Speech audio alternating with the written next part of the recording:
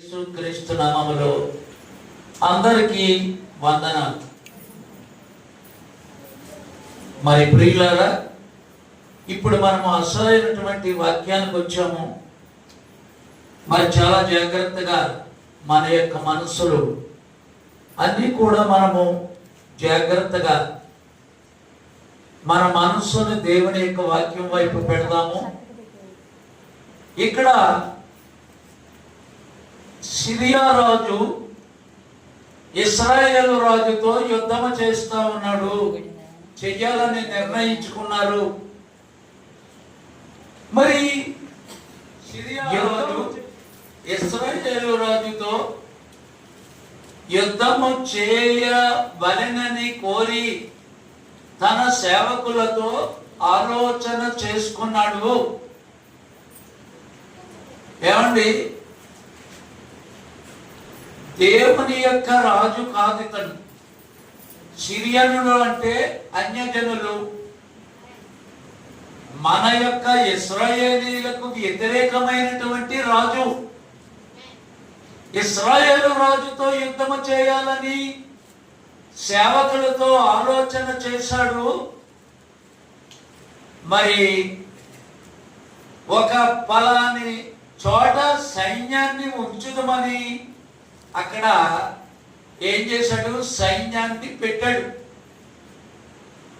ఇశ్రాయేలు రాజు అదే మార్గంలో వెళుతున్నప్పుడు ఒకేసారి వాళ్ళ మీద పడదామని చెప్పేసి అక్కడ ఏర్పాటు చేసుకున్నాడు.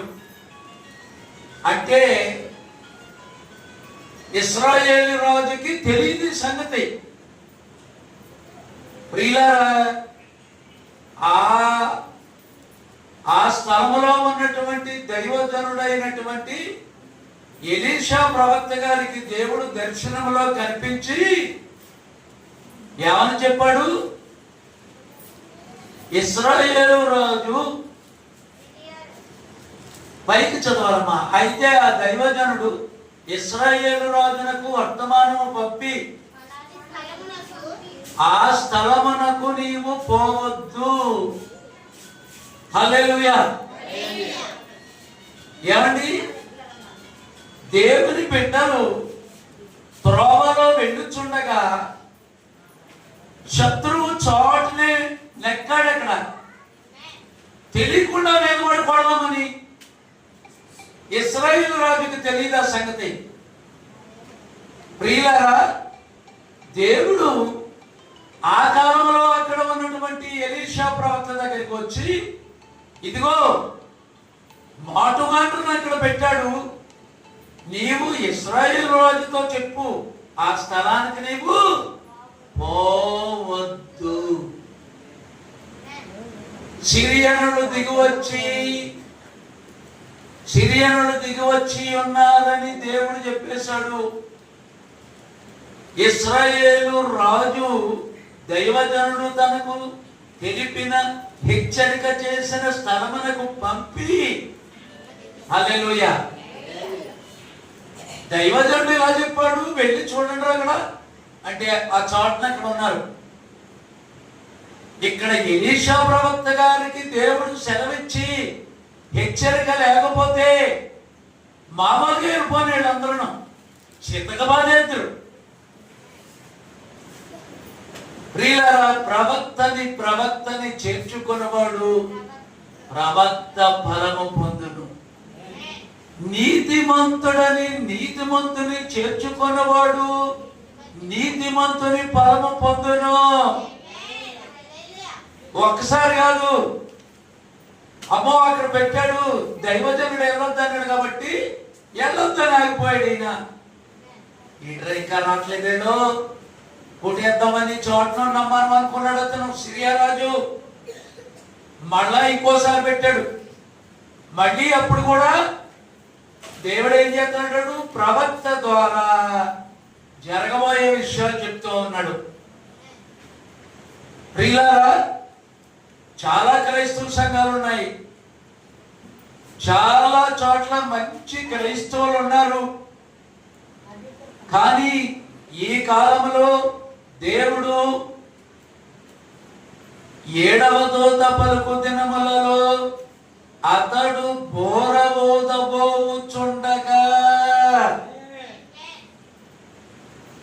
యేసు ప్రభు పుట్టిన దగ్గర నుంచి 7 కాలముల కింద చేశారు దేవుడు. 7వ కాలములో మనము ఉన్నాము. ఈ 7వ కాలానికి దేవుడు ఏలియా ఆత్మతో ప్రవక్తని మన కాలంలో కూడా దేవుడు మనకు ఏర్పాటు చేశాడు. పాత నిబంధన కాలంలో ఇశ్రాయేలీయుల కొరకు దేవుడు ఎలీషా ప్రవక్త ద్వారా మాట్లాడి జరగబోయేటటువంటి యుద్ధములో ఓడిపోకుండా, దెబ్బలు తినకుండా, నష్టపడకుండా దైవజనుడు దేవుని చేత ఆజ్ఞాపించబడి ఆ స్థలమునకు పోవద్దు అని చెప్పారు. ఇప్పుడు మనకి కూడా మన కాలంలో ఒక ప్రవక్తని దేవుడు పంపించారు. ఆయన పేరు విలియం బ్రెన్హెమ్. అందరికీ తెలుసా విలియం బ్రెన్హెమ్ అనే పేరు? ఎందుకంటే వర్తమానాలు ఎప్పుడూ చెప్తా ఉన్నారు కాబట్టి. ఇక్కడ మనకి బయట ఉన్న సంఘర్షణ కాదు ఇది. ప్రియులారా, బైబిల్లో ఉన్నటువంటి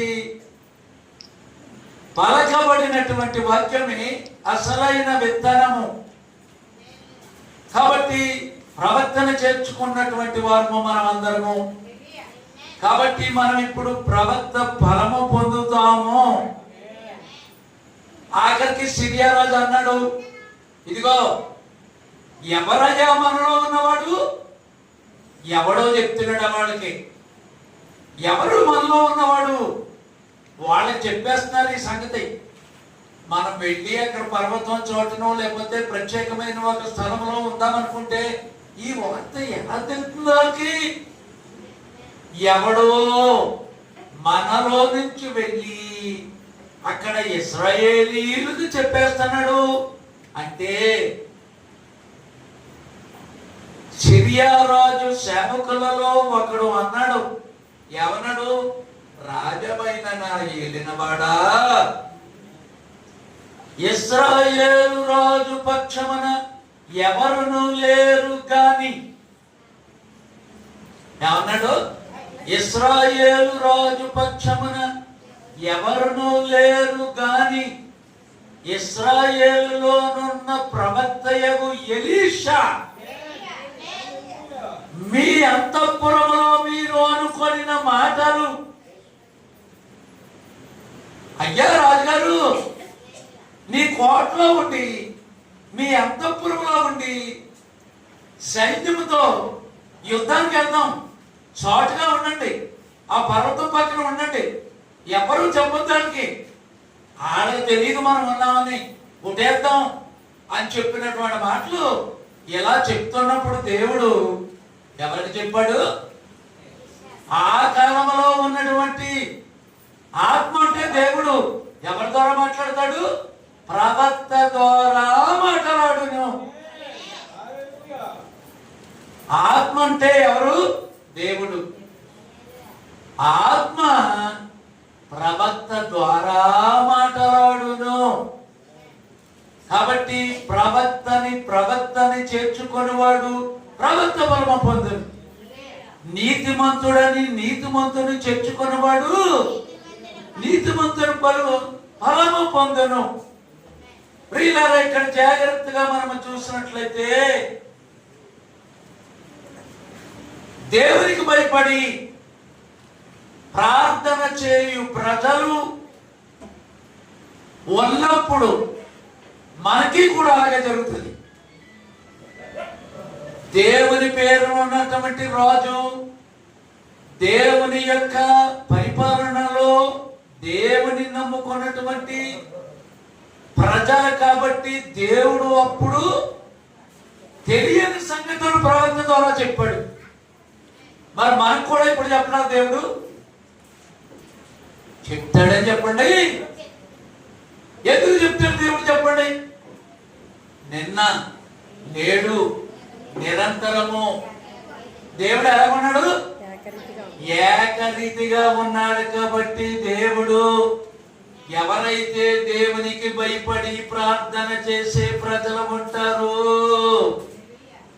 అది ఉత్తమమైనది, అన్నిట్లకంటే మంచిది.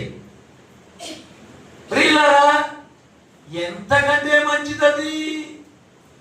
ఇప్పుడు యుద్ధము చేయడానికి ట్యాంకులు తయారు చేస్తున్నారు, దానికంటే మంచిది.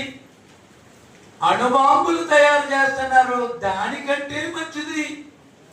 తుపాకుల కంటే మంచిది, బాంబుల కన్నా మంచిది. కాబట్టి ప్రార్థన కన్నా గొప్పది ఏదియూ లేదు. ప్రార్థన స్థితి గతిలను మార్చును. హల్లెలూయా, హల్లెలూయా. ప్రార్థన ఏం చేస్తుంది? స్థితి గతులను మార్చును. ఇక్కడ ఉన్నటువంటి మనం అందరం కూడా, ప్రతి ఒక్కరికి కూడా మన స్థితి ఎలా ఉంది, ఇప్పుడు మన గతి ఎలా ఉంది, ఈ రెండు ఆలోచించుకుంటే చదువుకున్న పిల్లలకేమో ర్యాంక్ లేదు, ఒకవేళ ర్యాంక్ వచ్చినా ఉద్యోగం లేదు, ఒకవేళ ఇంటర్వ్యూకి పిలిస్తే అక్కడ పోస్టింగ్ లేదు. ఎలా ఉంది మన స్థితి? ఏమి చేయాలో తోచని పరిస్థితిలో ఉంది మన స్థితి. ప్రియులారా, ఏంటి ఎలాగైతుంది దేవుణ్ణి నమ్ముకుంటేని ఎలా ఉన్నాం అనుకుంటున్నాం? కారణం ఏమిటో తెలుసా? దేవునికి ప్రార్థన చేయాలి.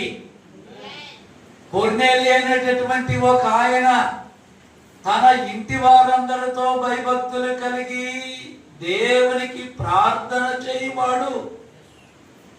ప్రార్థన చేసినప్పుడు మనకి ఎదట జరిగే సంగతులు అనగా భవిష్యత్తునంతా దేవుడు తన చేతులతో పట్టుకొని ఉంటాడు. మన భవిష్యత్తు ఎవరి చేతిలో ఉంది? మనలను పుట్టించిన దేవుని చేతిలో ఉంది. చాలా మంది దైవజనులు అడుగుతుంటారు. బ్రెనెహామ్ గారిని అడిగాడు ఒక అతను, బ్రెనెహామ్ సోదరుడా, భవిష్యత్తు గురించి నీ ఆలోచన ఏమిటని అడిగాడు. అంటే ఎవరేం జరుగుతుందో తెలియట్లేదు. ప్రియులారా, ఇక్కడ ఉన్నటువంటి మనకి ఎంతవరకు జరిగింది మనకు తెలుసు. ఏమండి, ఇప్పుడు కూడా ఏం జరుగుతుందో మనకు తెలుసు. కానీ ఈ రాత్రి ఏం జరుగుతుంది, రేపొద్దున ఏం జరుగుతుంది మనకు తెలిసినా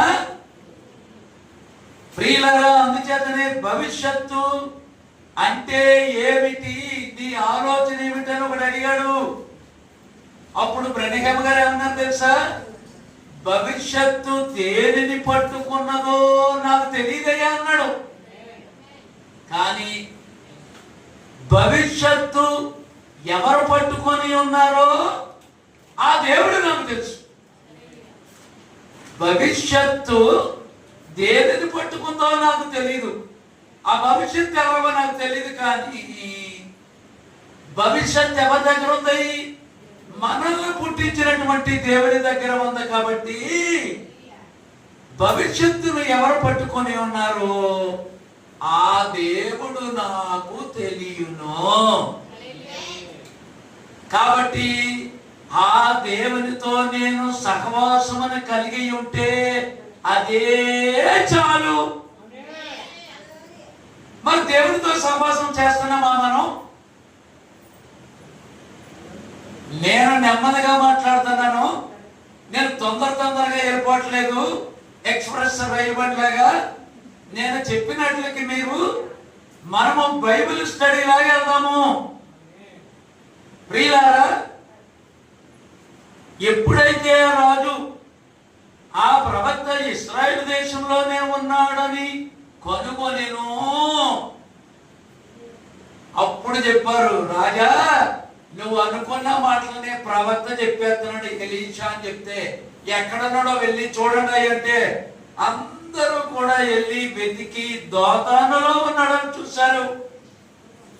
ప్రియులారా, ఆ ఎలీషా గారి దగ్గర ఉన్నటువంటి సేవకుడు తెల్లవారుజామున పిల్లల కడే లేచేటప్పటికి ఏమున్నాయి? వెలుగు.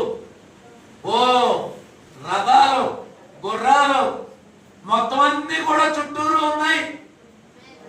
అడిలిపోయాడు ఒకేసారి. ఓ దైవజనుడా, ఓ నాదా, అలా చూడండి బయట వచ్చేసారు, చుట్టూరు కమ్మేశారు చీకట్లో. అప్పుడు వచ్చి చెప్తే, నీవేమి కూడా భయపడవద్దు, వారిలో ఉన్న వారి కంటే మనలో ఉన్నవాడు గొప్పవాడు అన్నాడు.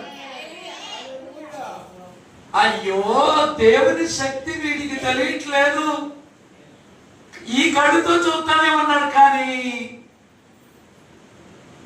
ఎలీషాకు ఉన్నటువంటి చూసారా ఆత్మీయ కన్నులు తెరవబడలేదు అతనికి. అప్పుడు ఎలీషా ఏం చేశాడు? దేవా, వీని కన్నులు తెరవండి ఒక్కసారి. ఇక్కడ ఉన్నటువంటి నీవు అగ్ని రథాలు పంపించావు, రథాలు పంపించావు, దేవుని దూతలు ఉన్నాయి ఇక్కడ, ఒక్కసారి తన కళ్ళు తెరవండి అని చెప్పాడు. కాబట్టి ప్రియులారా, క్రైస్తవునికి అమ్ముల పొదులో ఉన్నటువంటి ప్రతి ఆయుధము మామూలు అయితే కాదు, సహజాతీతమైనది. ప్రియులారా, సహజమైందంటే మామూలుది, సహజాతీతం అంటే మనకి కనబడినటువంటివి. కాబట్టి ప్రియులారా, జగత్తుడు తన యొక్క ప్రవక్తను పంపి తన జనులైనటువంటి ఇశ్రాయేలీలు ఆపదకు గురవుతున్నారనేటటువంటి సంగతి తెలుసుకొని దేవుడు ఏం చేశాడు? ప్రవక్త అయినటువంటి ఎలీషా గారి దగ్గరికి దర్శనములో కనిపించి, ఆ స్థలానికి పోవద్దు, సిరియా రాజు సైన్యము దిగి ఉన్నారు, ఆపత్కాలములో నమ్ముకొనదగినటువంటి సహాయకుడు. హల్లెలూయా, హల్లెలూయా. కాబట్టి ప్రియులారా, ఇప్పుడు మనకి స్థితి ఎలా ఉంది, మన గతి ఎలా ఉంది? చాలా మంది వ్యాధులు ఉన్నాయంటున్నారు, చాలా మంది ఉద్యోగాలు లేవని బాధపడుతున్నారు, మరికొంతమంది అప్పులు ఉన్నాయని బాధపడుతున్నారు. అంటే మన స్థితి గతి ప్రార్థన ఉంటేనే కానీ ప్రార్థన స్థితి గతులను మార్చును. కాబట్టి ప్రియులారా, ఇక్కడ ఒక స్త్రీ ఉంది. ఒక స్త్రీకి గుండెలో, కాలేయములో, పురీషనాళము దగ్గర స్థానములో, ఆసనం దగ్గర క్యాన్సర్ ఉంది. డాక్టర్లు కొద్ది గంటలే బ్రతుకుతుంది ఈవిడని చెప్పారు. బ్రెనెగామ గారు ప్రార్థన చేసినప్పుడు ప్రార్థనా వరుసలోనికి రావడానికి ముందే 2 సిటీ బ్లాక్స్, అంటే 2 భవన సముదాయముల దూరములో, అంటే 2 కాలనీలు దూరములో ఆమె యొక్క జీవము ఇంకేమీ లేదండి, కొన్ని గంటలలో చచ్చిపోద్దని డాక్టర్లు చెప్పారు. అప్పుడు ఆవిడ ఏమని తెలుసా? బ్రెనెగామ గారి దగ్గర తీసుకెళ్తున్నారు ప్రార్థన చేయించడానికి. చాలా దూరంలో ఉన్నారు. ఇక్కడ డాక్టర్లు కొన్ని గంటలే బతుకుతుంది ఈవిడ అని చెప్తున్నారు. ఈవిడికి ఎంత విశ్వాసమో తెలుసా? ఇదిగో నన్ను తీసుకుని వెళ్తున్నారు మీరు, ఒకవేళ మధ్యలో నేను చనిపోతే చచ్చిపోయింది కదా అని మీరు ఆగొద్దు, నేను చనిపోయినా సరే తీసుకెళ్ళండి ఆయన దగ్గరికి. నన్ను తీసుకొని వెళ్ళండి, నేను మరణించినను నన్ను ఆ సహోదరుడు ఎవరు ఈ కాలమునకు 7వ దూతగా పంపించబడినటువంటి పలకబడిన వాక్యము చేత ఈ కాలమునకు వచ్చిన 7వ దూత పలుకు దినములలో అతడు బూరమోగపోవచ్చుండగా పాత నిబంధన గ్రంథములో ఎలీషా ప్రవక్త ద్వారా దేవుడు మాట్లాడి యుద్ధము అక్కడ ఉందని జరగబోయే సంగతి చెప్పాడు. మన దేవుడు నిన్న నేడు నిరంతరము మారని దేవుడు. అదే దేవుడు రోగి అయినటువంటి ఒక ఆవిడ్ని తీసుకెళ్తుంటే ఆవిడి ఒకవేళ నేను డాక్టర్లు ఏమని చెప్పారు, కొన్ని గంటలే బతుకుతుంది ఈవిడి అయిపోయింది అంటే 4+ హెల్త్ ఇంటర్వ్యూలో చెప్పాలంటే చివరికి వచ్చింది, కొన్ని గంటలే బతుకుతుంది, చనిపోతుందని చెప్పేశారు.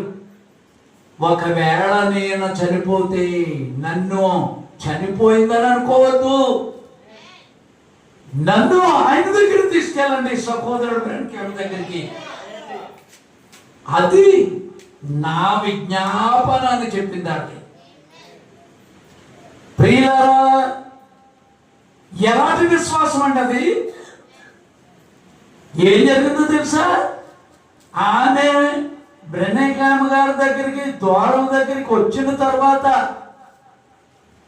ఏమండి బ్రెనెకామ్ సోదరుడా చనిపోతానేమో అని ఈవిడ ప్రవక్త గారి దగ్గర వెళ్ళి మధ్యలో నేను చనిపోయినా ఆయన దగ్గర తీసుకెళ్ళమని చెప్పిందని చెప్పాను ఆయనతోని.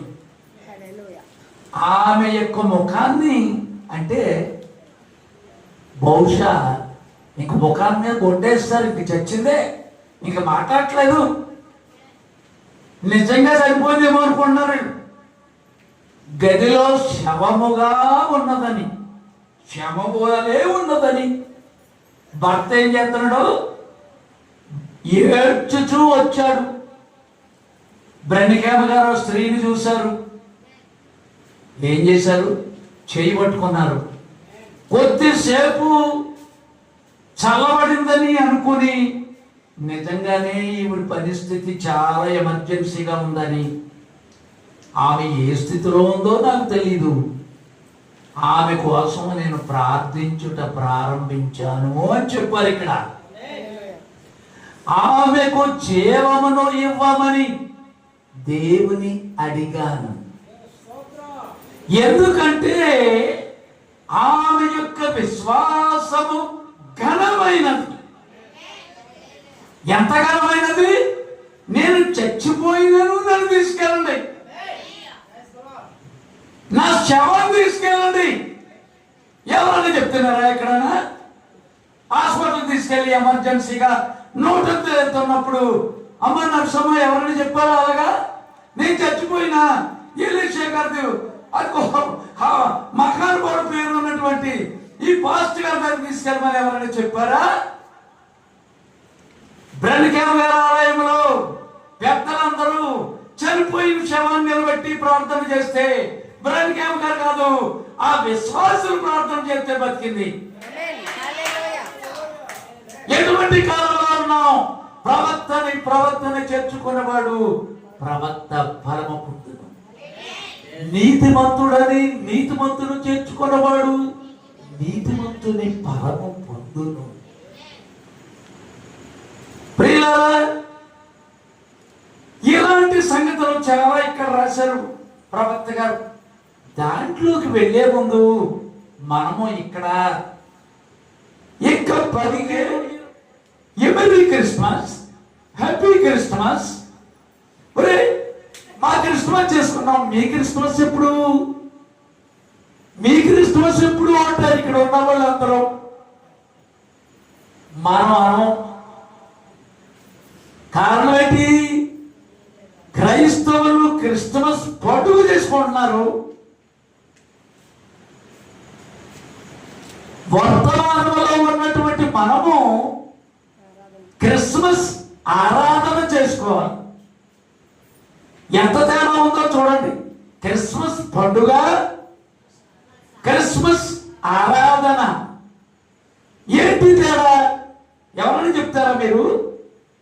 పండుగకి ఆరాధనకి తేడా ఏంటి? నేనెందుకు ముందు బ్రహ్మకామ గారు నమ్మక ముందు, ప్రవక్త దగ్గరికి రాకముందు నేను ఉన్నటువంటి సంఘములో రంగు జెండాలు కట్టేవారు, ఆర్కెస్ట్రాలు పెట్టేవారు, కోడికి ఇయ్యమనిపించి మాంసం కోసేవారు. ఓ కొత్త బట్టలు కట్టుకొని ఎవరి క్రిస్మస్ హ్యాపీ క్రిస్మస్ ఇలా చేతులు పట్టుకునేవారు. అబ్బా భలే జరిగిందిరా, 1000 మందికి భోజనాలు పెట్టాం, చాలా బాగా జరిగిందని వారు. అంటే మంచి బట్టలు, రంగు జెండాలు, టెంట్లు, మంచి మోషగారు లాంటి మంచి సుమధురమైన సంగీతం అందించే ఆర్కెస్ట్రా ఉంటే బాగా జరిగిందిరా క్రిస్మస్ అని వారు. కానీ మన ప్రవక్త గారు క్రిస్మస్ పండుగని చెప్పలేదు. ఏమని చెప్పారైనా? క్రిస్మస్ ఆరాధన. దేవుణ్ణి ఆరాధించి వారు ఏం చేయాలి? ఆత్మతోనూ సత్యముతోనూ ఆరాధించాలి. ఎలా ఆరాధించాలి దేవుణ్ణి? ఆత్మతోనూ సత్యముతోనూ ఆరాధించాలి. అయితే ప్రియులారా, క్రిస్మస్ నేను మీరు ఏమండి వర్తమానంలో క్రిస్మస్ ఎందుకు? మరి డిసెంబర్ 24 బ్రహ్మకామ గారు వెళ్ళి క్రిస్మస్ వర్తమానం ఎందుకు ఇచ్చారు? డిసెంబర్ 12వ తారీఖున బాప్టిస్టులు పిలిస్తే వెళ్ళి మరియమ్మ యోసేపుల గురించి, చదువు లేని, విద్య లేని, తెలివి లేని, అందంగా లేనటువంటి, కొబ్బరిలో లేనటువంటి, గళ్ళకి పంచులు కట్టుకుని చిరుపోయిన తువాలు వేసుకున్నటువంటి గొర్రెల కాపరులకే దేవుడు ఎందుకు కనబడాలేనో? కొబ్బరి రాసుకుని అందంగా దూకున్నాం, క్రిస్మస్ కి కొత్త బట్టలు కొనుక్కున్నావు, చికెన్కి మంచి కోసావు, గొర్రెల కాపరులు కొత్త బట్టలు కొనుక్కున్నారా? దేవుడితో వచ్చేటప్పుడు కొత్త బట్టలు ఉన్నారా? గళ్ళకి పంచి కట్టుకుని చిరుగుపోయిన తోవాలు వేసుకుని గొర్రెల్ని ఎండు కర్రతో తోలుతున్నారు, చీకట్లో తోలుతున్నారు. రాత్రి వేళ పరలోకము నుండి దేవుని తోత సర్వోన్నతమైన స్థలములలో దేవునికి మహిమయు ఆయనకిస్తులైన మనుష్యులకు భూమి మీద సమాధానము కలుగును కాక. ఎవరికి? ఆయనకిష్టులైన మనుష్యులకు. అంతేగాని కొత్త బట్టలు కొట్టుకోవడం మంచిదే, నువ్వు కోడి ముక్కలు తినడం కూడా మంచిదే, నువ్వు టెంట్ వేసుకుని రంగు జెండాలు కట్టడం కూడా మంచిదే. కానీ ఇక్కడ ప్రవక్త వచ్చి ఏమని చెప్తున్నాడు?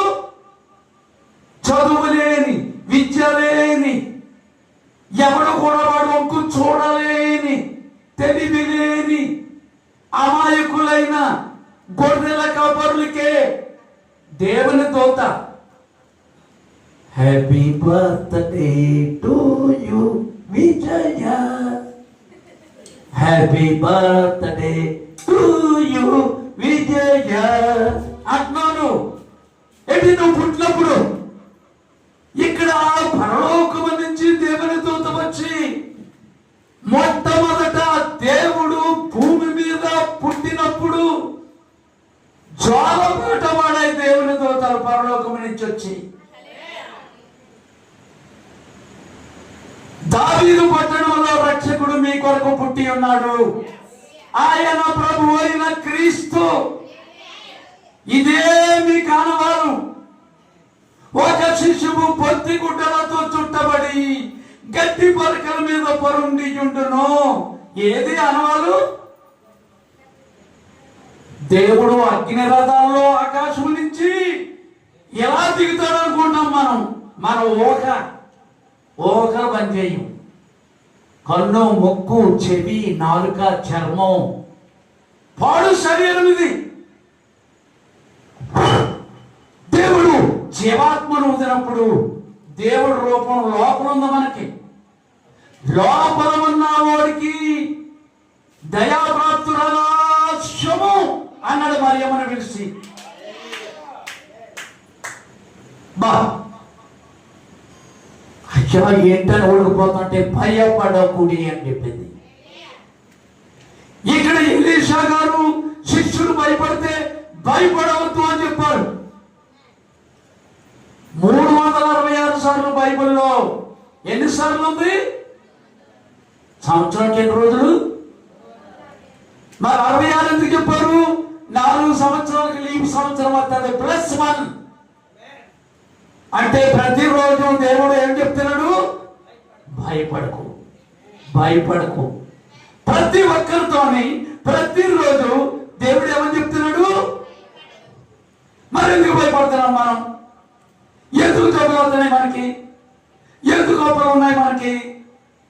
ఆత్మతోనూ సత్యముతోనూ ఆరాధించి దేవుడు పుట్టినప్పుడు నక్షత్రము పుడతాది, ప్రత్యేకమైన నక్షత్రం అని దానియేలు 2వ అధ్యాయములో ప్రధానాధిపతి దానియేలు మెడిస్వా పర్షియన్స్ మహమ్మదీయులలో 3 నేర్చుకున్నారు. ఇక్కడ దానియేలు ప్రవక్త దగ్గర నేర్చుకున్నారు.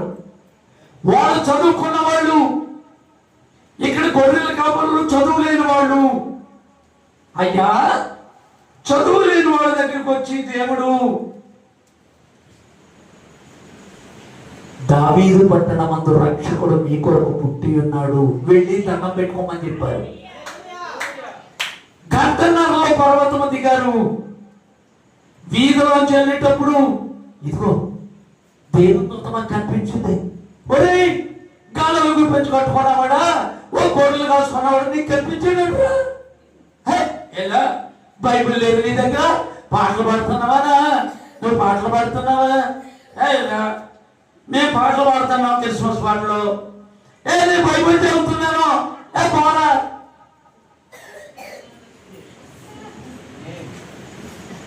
కన్న వాటిని విన్న వాటిని చూడని తర్వాత స్వార్థలో నేను చెప్పట్లేదు. వీధిలోకి వెళ్ళి ఏం చెప్తున్నారు? దేవుడు కనిపించింది మాకు. అమ్మో మేమన్నా చోటంతా పెద్ద వెలుగు వచ్చేసింది, దేవుని మహిమ మా చుట్టూ ప్రకాశించింది. ఇదిగో గడ్డి పరకల మీద దేవుడు పడుకున్నాడు, వెళ్ళండి రా అని చెప్పారు. జోలపాటు పాడారు దూతలో. యెరూషలేములో 48 సంవత్సరాలు కట్టిన అన్న కైపు దగ్గరికి వెళ్ళలేదు. బైబిల్ బోధించే శాస్త్రులు పరిసయ్యుల దగ్గరికి వెళ్ళలేదు. క్రిస్మస్ పాటలు పాడే ఈ మంచి పాటగాళ్ళు ఈ ఆర్కెస్ట్రా వాళ్ళ దగ్గరికి వెళ్ళలేదు. ప్రసంగం చేసే నా దగ్గరికి రాలేదు. దూత ఎలీషా గారి దగ్గరికి రాలేదు. ఎవరి దగ్గరికి వెళ్ళింది? విద్య లేని, తెలివి లేని, అమాయకులైన, ఊరు పేరు లేక, ఎప్పుడు కూడా ఇలా ఉన్నవిట్రా తల పీసులాగా ఉంది, నువ్వు కొబ్బరి లేదు, నువ్వు మంచి బట్టలు లేదు. చర్చిలో ఉన్నాడా? పొలంలో ఉన్నాడు. గొర్రెల కాపర్లకై ఎందుకు కనబడవలేను? అన్న కయప వారల సభయు అదరుచు భయపడెను. అన్న కయప వారల సభయు అదరుచు భయపడెను. యేసురాజు లేచెను, హల్లెలూయా పిలుచెదము. యేసురాజు లేచెను, హల్లెలూయా జయమపటిల్చెదము. గీతం గీతం జయ జయ గీతం గీతము. యేసురాజు లేచెను, హల్లెలూయా జయమపటిల్చెదము. హల్లెలూయా. ఎలాగుంది మాట? ఇక్కడే ఎలాగుంది? సొలొమోను దేవాలయంలో ఎలా ఉంటుందమ్మా? ఎప్పటి మంచి చూడండి. అయ్యా ఎంత బాగుందో దేవాలయము. బంగారు రేఖల దానికి ప్రపంచంలో అలాంటి దేవాలయం లేదు. కానీ అక్కడికి వెళ్ళిందా దేవదూత